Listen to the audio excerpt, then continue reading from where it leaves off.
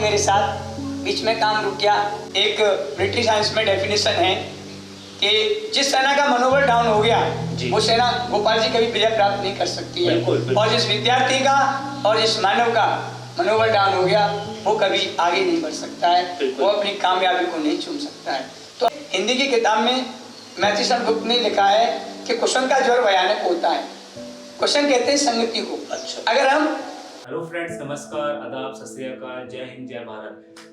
Welcome to let's discuss. और अभी आज फिर हम एक नए एपिसोड के साथ, एक नए थीम के साथ दोबारा आपके सामने आए हैं। मैं वादा करता हूँ आपसे कि ये जो थीम है, ये जो कॉन्सेप्ट जो आज हम लेकर आए हैं, ये आपको आपकी लाइफ में बहुत अच्छे लेवल पे आपको सपोर्ट करने वाला है। बिकॉज आज जो जिस बंदे को, जिस एक पर्सनैलिटी को मैं आपके सामने इंट्रोड्यूस कर पाऊंगा, ये एक ऐसी पर्सनैलिटी है जिसको हमने यूपी के मथुरा एक जो सिटी है वहाँ से हम लोग इसके कांटेक्ट में आए थे। वहाँ से हम लोग इनके पास में गए और इनके बारे में जब हमने जाना सो हम लोग भी इतने सरप्राइज हुए कि यार इतने फेलियर्स, इतने स्ट्रगल के बाद और सर के ऊपर सिर्फ माता का हाथ होना, पिताजी का भी मतलब उनके पास में उनके ऊपर हाथ नहीं था। एंड देन उस लेवल पे आने के बाद में आज एक उन्होंने विद्यालय खड़ा करा और उस विद्यालय को आज वो 2000 बच्चों के साथ में रन कर रहे हैं। और मैं वादा करता हूँ आपको इस वीडियो के एंड तक जाते जाते इतना सीखने को मिलेगा कि आप मुझे कमेंट सेक्शन में अपना बताओगे। So let's move and will just try to figure it out the things. So friends, जैसे मैंने आपको बताया था कि मैं आपको एक ऐसी शख्सियत से मिलाना चाह रहा था कि जिन्होंने अपनी पूरी लाइफ के अंदर इतने अप्स एंड डाउन्स देखे, इतने फेलियर्स देखे, एंड देन वो आज मेरे सामने हैं यहाँ पे mister Joginder Singh Rawat. Hi sir, मैं गोपाल, जैसे मैं अभी हम लोग ने थोड़ा बहुत जो डिस्कस किया था। सो मैं आपकी जो आपकी स्टोरी है मैं उससे बहुत इंस्पायर हुआ, जिस वजह से मैं आपके पास में आया, खिंचा चला दिल्ली से, और मतलब हम लोग यूपी मथुरा के अंदर आपके पास में मिलने आए। सो सर, मेरे आप कुछ व्यूअर्स को अपना थोड़ा सा परिचय दे सकते हैं कि वो मतलब वो एक्चुअल में ये जानना चाहते हैं कि मिस्टर जोगिंदर सिंह रावत एक्चुअल में है क्या?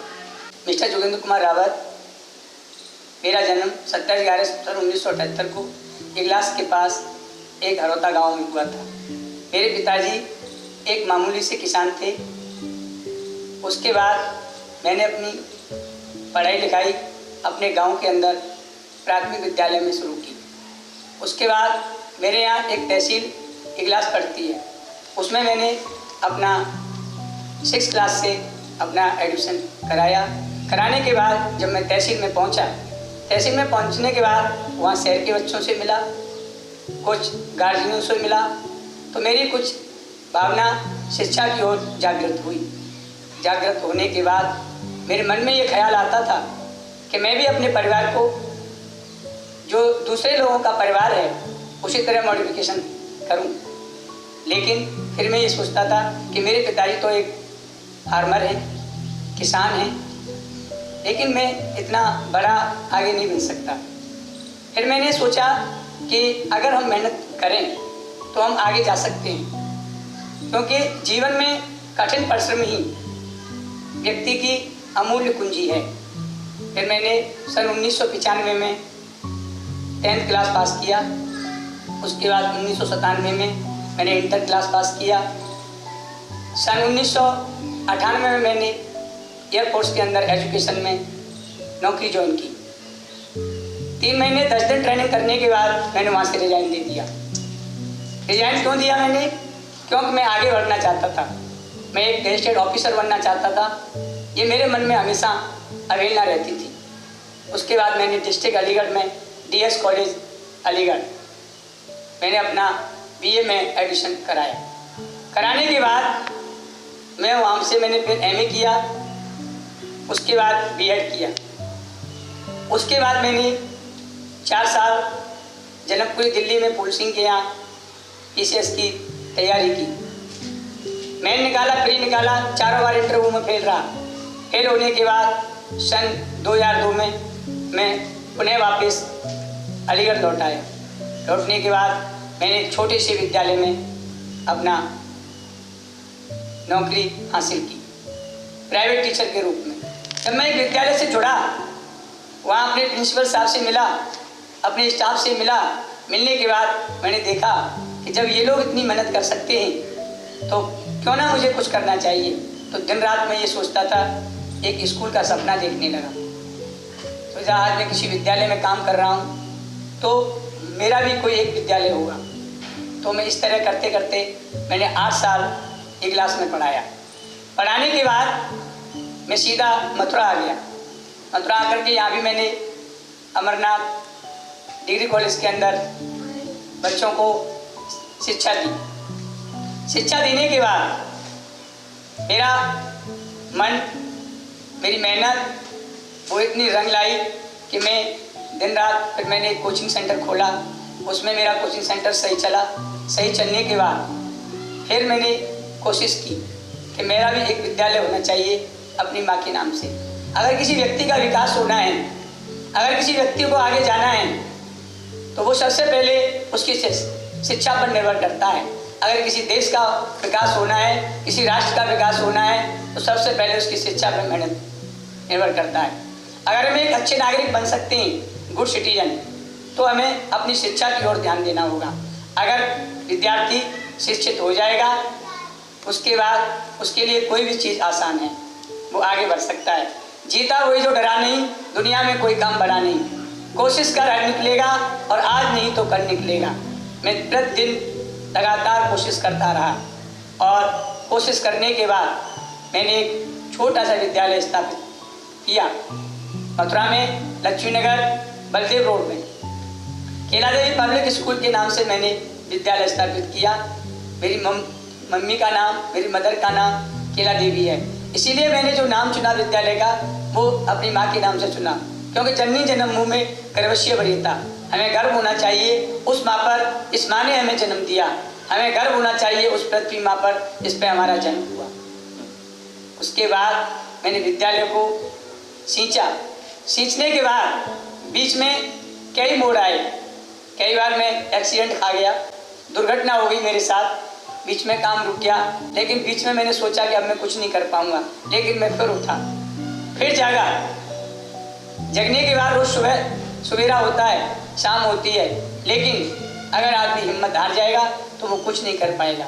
इसलिए उसे कोशिश करते रहना चाहिए और कोशिश करेंगे तो हल निकलेगा, और आज नहीं तो कल निकलेगा। आज मैं मिस्टर जोगिंद्र कुमार रावत इस समय एक केला देवी इंटर कॉलेज चला रहे हैं मथुरा के अंदर, और आज जो स्कूल की स्ट्रेंथ है वो 2000 है। जोगिंदर सर, मैं जैसे कि आपने बहुत अच्छा बताया अपने बारे में, और मुझे जान के भी अच्छा लगा कि आपने इतने सारे मतलब आपने डाउन्स देखे, अप्स देखे, इतना सारा आपने स्ट्रगल किया है। आपकी बातों से भी मुझे पता लगा, और आपके बारे में मैंने पीछे कई रिसर्च भी की है, आपके मैं गांव तक भी पहुंचा हूँ ये सारी चीज़ें पता करने के लिए। तो मतलब मेरे हिसाब से जोगिंदर सर का जो एक्सपीरियंस है व्यूअर्स आपके लिए इतना बेस्ट होने वाला है, इतना बेस्ट होने वाला है। सो हम लोग कुछ एक आपसे सवाल थोड़े से पूछना चाहेंगे, बिकॉज मेरे पास में कई रिक्वेस्ट आई थी, कई ऐसे मेरे पास में मैसेज आए थे जो कि अभी अपनी लाइफ से स्ट्रगल कर रहे हैं, मतलब नॉट विद लाइफ बट वो स्ट्रगल कर रहे हैं अपनी अभी काम काज से, मतलब ऐसा, क्योंकि अभी जब लॉकडाउन हुआ है, लॉकडाउन के अंदर आधे से ज़्यादा लोग टूट चुके हैं, पर जो वो टूट गए अब उनको खड़े करने की जिम्मेदारी आप जैसे एंटरप्रेन्योर्स, आप जैसे यूथ के हाथ में, मतलब आप जैसे लोगों के हाथ में। तो मैं बस एक जरिया बन के आपके पास में आया हूँ कि मैं आपका मैसेज उन तक पहुँचा सकूँ।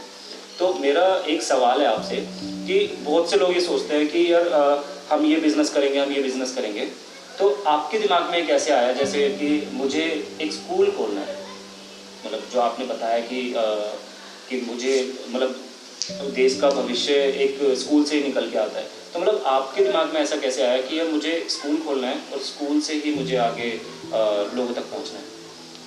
ऐसा है गोपाल जी, जब मैं एक प्राइवेट सेक्टर में काम करने लगा एक संस्था के अंदर, तो मैंने वहाँ अपने साथियों से, अपने मित्रों से ये देखा कि अगर मेरे फादर के पास इतनी पूंजी या धन नहीं है कि मैं कोई बिजनेस कर सकूं, बिल्कुल हर कोई सोचता है जी, लेकिन अगर मेरे पास हिम्मत है, साहस है, शिक्षा है, तो मैं उससे आगे बढ़ सकता हूँ। बिल्कुल। और वो स्कूल खोलने का दिमाग मेरे मन में इसलिए आया कि मेरे पास एक ऐसा साधन नहीं है जिससे मैं लोगों की इच्छाओं को पूर्ण कर सकूं, बिल्कुल। मतलब एक धनी व्यक्ति बन सकूं। मैं उसके लिए किसी भी बिजनेस को करने के लिए, किसी भी व्यापार को करने के लिए बहुत बड़ा धन चाहिए, बिल्कुल। लेकिन विद्यालय को चलाने के लिए सिर्फ हमें शिक्षा की जरूरत है। हमें बच्चों को साक्षर बनाना है, और जब हम बच्चों को साक्षर बनाएंगे, उन्हें शिक्षित बनाएंगे, उन्हें ज्ञान देंगे, उनको मॉडिफिकेशन करेंगे, तो उनके जो आया हुआ धन है वो हमारे पास इकट्ठा होगा। थोड़ा थोड़ा करके हम उसको इकट्ठा करेंगे, फिर उससे 1 कमरा बनाएंगे, 2 कमरा बनाएंगे, 3 कमरा बनाएंगे, 4 बनाएंगे। हर साल 1-1 कमरा बनाने से एक बड़ी बिल्डिंग बन जाएगी, और वहाँ के एरिया का, वहाँ के बच्चों का डेवलपमेंट होगा, विकास होगा, और अपना फ्यूचर सिक्योर लाइफ होगी। बिल्कुल। ये आपका थॉट मुझे मतलब बहुत अच्छा लगा। और ये जो आपने जो बताया कि इस तरीके से कि आपका विकास की प्रक्रिया ये रही है कि हम लोग पहले शिक्षा देना स्टार्ट करते हैं, बिल्डिंग अपना बन जाएगी। मतलब आपका ये थॉट मुझे बहुत अच्छा लगा सर। मतलब कुल मिला के बात ये है कि आप स्टार्ट तो करो, मतलब आपका खुद का पाथ अपना बनता चलेगा। तो मतलब अभी आपको सिर्फ और सिर्फ ये सोचना है कि आप कर क्या सकते हो। जैसा सर ने सोचा कि मैं पढ़ा सकता हूँ, मैं पढ़ाना चाहता हूँ, और मैं मतलब फ्यूचर में पढ़ाऊँगा भी।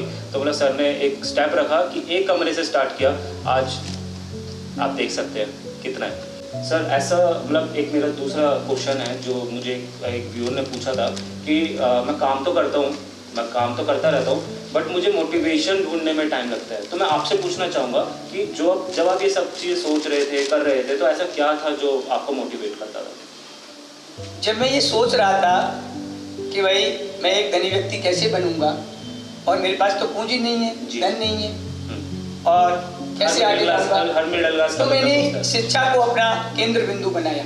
ठीक है। क्योंकि शिक्षा एक ऐसी चीज है कि विद्या ददात विनयम और विनयम ददात रुपयम। लर्न करने से विद्या आती है, और नम्रता से धन आता है। पूंजी लगाने के लिए, किसी व्यापार को बढ़ाने के लिए धन की आवश्यकता होती है, लेकिन अगर हम आज 5 बच्चे लेके बैठे हैं कहीं पेड़ के नीचे, तो कल वहाँ 10 की स्ट्रेंथ होगी, बिल्कुल होगी। कल 10 की होगी तो कल 20 की होगी, और 20 की होगी तो 50 की होगी। हम कोशिश करेंगे तो हल निकलेगा, और जब बच्चों को ज्ञान देंगे तो ज्ञान बिकेगा, और जो ज्ञान जाएगा आगे फैलेगा, और गाँव दूर दूर तक जाएंगे, शिक्षा का अभियान चलाएंगे, तो उससे जो भी धन प्राप्त होगा उसको हम बिल्डिंग में लगाएंगे। बिल्कुल। ये हमारे मन में एक धारणा पैदा हुई, और धारणा पैदा होकर के उसने एक केंद्र बिंदु ले लिया। हमने अपने साहस को और धैर्य को नहीं खोया गोपाल जी, हमने अपना साहस और धैर्य बनाए रखा। कुछ लोगों ने हमसे कहा बीच में, भाई पैसा नहीं है आपके पास, आप कैसे स्कूल बना लोगे? तो हमने कहा हमारे पास पैसा नहीं है, कोई बात नहीं, हमारे पास शिक्षा तो है, स्किल्स है। हाँ, शिक्षा है जी। शिक्षा से मनुष्य आगे बढ़ सकता है। अगर किसी व्यक्ति का, किसी मानव का, अगर किसी विद्यार्थी का विकास होना है तो वो शिक्षा के ऊपर निर्भर करता है। अगर हम शिक्षित हैं तो अपने विद्यालय को बड़ा बना सकते हैं, और 1 कमरे से हम 4 कमरे बना सकते हैं, 10 बना सकते हैं। अगर हमारे पास ज्ञान नहीं है तो हम कुछ नहीं बना सकते। मैं यहाँ पे सर का जो पॉइंट ऑफ व्यू है वो मैं आपसे क्लियर करना चाहता हूँ गाइस, कि सर ये कहना चाहते हैं कि शिक्षा मतलब सर एक्चुअली पढ़ाते हैं यहाँ पे, एक एज अ प्रिंसिपल है यहाँ पे, और सर एक एज अ ऑनर भी है यहाँ पे, और इनका बैकग्राउंड भी शिक्षा से है। तो शिक्षा से आप क्या समझ सकते हो कि जो आपके पास में स्किल्स हैं, आप उस स्किल को इम्प्रूव करो, आप उस स्किल को पहचानो कि आप कर क्या सकते हो, कैसे कर सकते हो, और उससे मोटिवेशन लो मार्केट से एंड इम्प्लीमेंट करो। उससे क्या, उससे मतलब कि वही है कि अगर मैं बहुत अच्छा तार बिछाना जानता हूँ तो मैं उससे भी कुछ कर सकता हूँ। तो मतलब आप ये बोलना चाहते हो कि अगर जो आप में स्किल है, जो आप कर सकते हो, आप उसमें निपुण हो जाओ, आप बहुत कुछ कर जाओगे। ऐसा ही था? राइट जी। मेरे पास में एक और क्वेश्चन है, वो भी एक व्यूअर के थ्रू ही था कि एक नॉर्मल मतलब उसका एक कैजुअल क्वेश्चन था कि सर मैं एक मिडिल क्लास फैमिली से बिलोंग करता हूँ।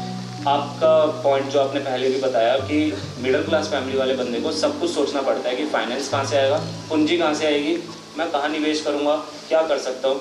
तो आप पे भी ऐसा कुछ कठिनाइयों का मतलब एक नॉर्मल मिडिल क्लास फैमिली पे अगर कोई बंदा कुछ सोचे, कोई भी आदमी कुछ करने को सोचे, तो उस पर क्या क्या कठिनाइयाँ आ सकती हैं?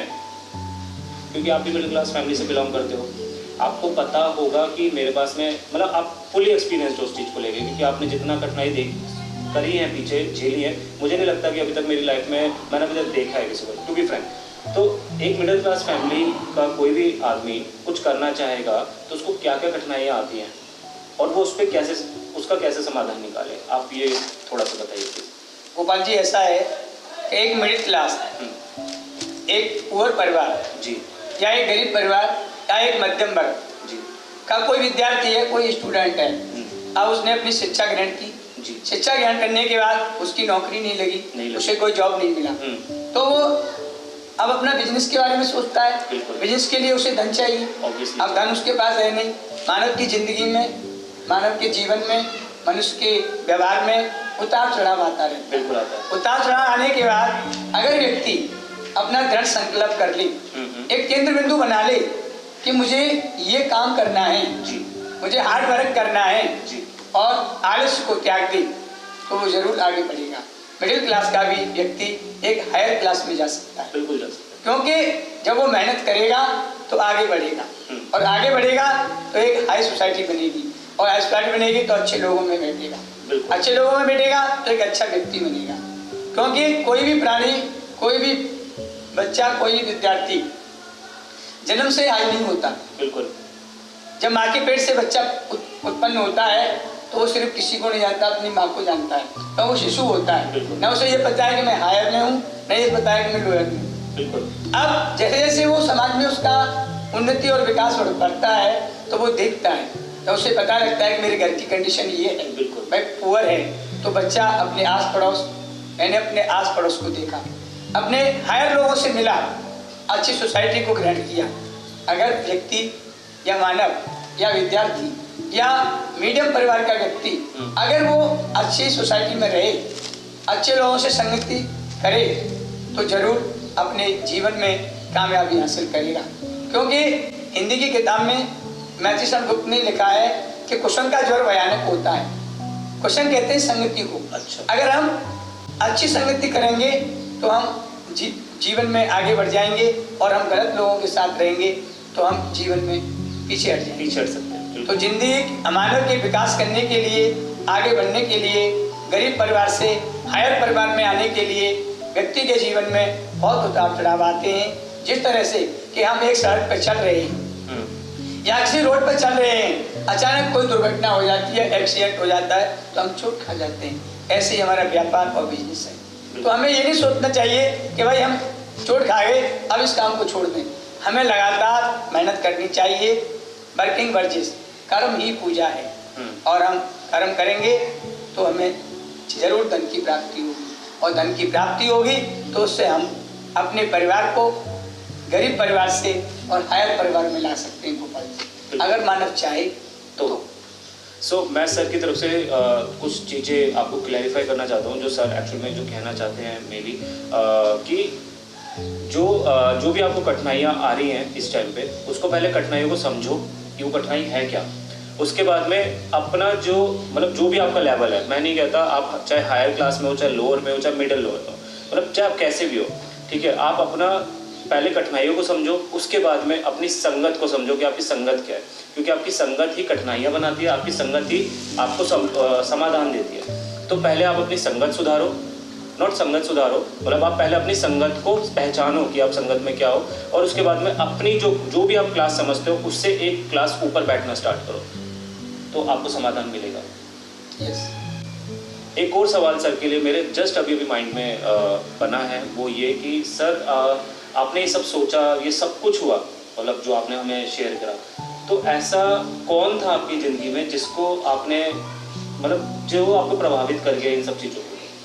मतलब हर एक की लाइफ में होता है। मेरी लाइफ में एक ऐसा बंदा था जिसने मुझे प्रभावित करा, और आज मैं एक कंपनी के साथ में एज अ सीनियर पोस्ट पे काम कर रहा हूँ। बट आपकी लाइफ में ऐसा कौन आया, कौन ऐसा था, कोई परिवार से था, बाहर से था, कैसा था सर? गोपाल जी, ऐसा है जी कि जब मैं विद्यार्थी जीवन में पढ़ता था, स्टडी करता था, शिक्षा ग्रहण करता था, तो मैं अपनी माँ से क्वेश्चन जवाब करता था। अच्छा, तो वो क्योंकि बच्चे का प्रथम गुरु उसकी माँ होती है। बिल्कुल। और माँ ही बच्चे को आगे ले जाती है, ऊंचाइयों तक ले जाती है और पीछे तक ले जाती है। बिल्कुल। मेरे जीवन में भी मेरा आगे जाने का जो श्रेय है आज मैं अपने मुकाम पर हूँ। अपना विद्यालय बहुत अच्छी तरह से मेंटेनेंस करता हूँ, उसको चलाता हूँ और काफ़ी लोगों में बैठक उठक है। तो ये सब मेरी बाकी देन है, जिनके नाम से हीरा देवी पब्लिक स्कूल चलता है। जब मैं निराश होता था अपने जीवन में पढ़ाने के आने के बाद या पढ़ के आने के बाद, तो मेरी माँ मुझे साहस देती थी कि बेटे निराश मत हो, मेहनत कर, अच्छे लोगों के साथ रहे, अच्छी ज़िंदगी में तेरे को मिलेगी। तो मेरी माँ ने मुझे मोटिफिकेशन किया और मेरी माँ ने मुझे मेरे अंदर साहस दिया और आज मैं अपनी माँ की वजह से और उसके सास की वजह से और उसके आशीर्वाद की वजह से आज मैं हीरा देवी इंटर कॉलेज की स्थापना अपने हाथों से करके और बच्चों को 2000 बच्चों को शिक्षा ग्रहण करवाता हूँ और मेरा स्टाफ भी मेरे साथ काम करता है और मैं भी। ग्रेट। सो मतलब वही है कि लाइफ में, हर एक की लाइफ में कोई ना कोई एक ऐसा बंदा, एक ऐसा प्राणी होता है, एक ऐसा घर का मेंबर होता है या फिर कोई बाहर का बंदा होता है जो कि उसको मोटिवेट करता है। तो बस वही है, एक अपना मोटिवेशन, एक अपना आइडियल पहचानो और उसके बाद में उस आइडियल को फॉलो करते चलो और उसकी जो बताई हुई चीज़ें हैं उसको फॉलो करते चलो। आप भी एक अपनी जो भी आपकी सीढ़ी, आप जिस भी सीढ़ी पे खड़े हो उस सीढ़ी से कम 4 से 5 सीढ़ी आप ऊपर समझोगे अपने आप को। एंड मेरे एक और सर, आप बोलोगे बहुत ज़्यादा सवाल पूछता है, तो एक और सवाल है कि सर जो भी ये सारा कि हम लोग जैसे आपको आइडियल था, तो ये मेरा खुद का पर्सनल सवाल है कि आप किसको ज़्यादा बेटर समझते हो, हार्डवर्क को या लक को? मतलब मेरा जो कठिन परिश्रम या फिर मेरा जो एक लक है, जो मेरा लक है उसको आप बेटर समझते हो? मतलब आप किस पे विश्वास ज़्यादा करते हो? ऐसा है गोपाल जी, मनुष्य के जीवन में या मनुष्य के भाग्य में जी कुछ नहीं लिखा है। बहुत मनुष्य अपने भाग्य का स्वयं निर्माता है जी। अगर वो कठिन मेहनत करता है, कठिन परिश्रम करता है, वर्क हार्डर करता है, हार्डर एंड हार्डर, हम तेज और तेज स्पीड से काम करेंगे, किसी लक्ष्य की ओर लग जाएंगे। इस तरह से अर्जुन ने चिड़िया की आंख को एक लक्ष्य से भेदा। अगर मानव भी अर्जुन की हुई बातों पे और उन पे अपना ध्यान रख के और उसके इशारों पर चले तो वो भी अपने लक्ष्य तक पहुंच सकता है। इस प्रकार से अर्जुन ने एक चिड़िया की आंख को भेदा और द्रौपदी का स्वयंवर किया। इसी तरह मैंने भी अपने लक्ष्य को बनाए रखा।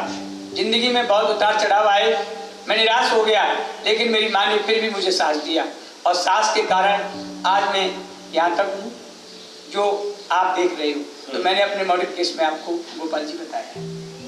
ये मतलब टू बी फ्रैंक, मैं अगर आपको व्यूअर्स को बताऊं कि मैं बहुत ज़्यादा इंस्पायर हुआ कि बस मतलब कट टू कट एक पॉइंट अगर मैं उसमें से समरी निकालूं, सर की बातों में से एक निचोड़ निकालूं, तो निचोड़ सिर्फ और सिर्फ लिमिटेड एक वर्ड्स निकलते हैं। पहला वर्ड कि आप अपने आप को पहचानो, दूसरा वर्ड जो आपकी गलतियां जो हो रही हैं, जिस वजह से आप निराश हो रहे हो, पहले और उसको भी पहचानो। उसके बाद में आप अपने जो आप स्किल्स को जो करना चाहते हो आप उसको पहचानो। मतलब कुल मिला के अगर मैं ऑल ओवर द एक निचोड़ निकालूं, आप अपने आप को समझो कि ये सारी जो चीज़ें हो रही हैं ये कहीं ना कहीं आपसे लिंक्ड है। आप उसको समझो, निचोड़ो, ऊपर उस चीज़ को और थोड़ा सा रिफाइन करो और उस पर काम करना स्टार्ट करो। हार मत मानो। अगर हार मानी तो फिर दोबारा उठने का मौका नहीं मिलेगा। सर, आप कुछ हमारे व्यूअर्स को अपनी तरफ से कुछ और बोलना चाहें जो कि आपके मन में, या आप जो किसी यूथ को आप बताना चाहें? बिकॉज जो मेरे व्यूअर्स हैं वो सारे यूथ हैं और जो आज के टाइम पे कहीं ना कहीं अपनी लाइफ में अपने आप को स्ट्रगल मोड पे समझते हैं। आप कुछ बोलना चाहिए? गोपाल जी, ऐसा है मनुष्य के जीवन में जी उतार चढ़ाव आते रहते हैं जी, लेकिन मनुष्य परेशानियों का घर है। जी बिल्कुल। अगर वो हार मान के बैठ जाए तो जीवन में कोई विकास या कोई भी डेवलपमेंट नहीं कर सकता। तो सबसे पहले तो मानव को, व्यक्ति को, मनुष्य को अपने अंदर ये चीज जागृत करनी है कि मेरे अंदर कोई ऐसी शक्ति है जिससे मैं आगे बढ़ सकता हूँ, और अगर मैं हार मान के बैठ जाऊंगा तो मैं जीवन में कुछ नहीं कर सकता।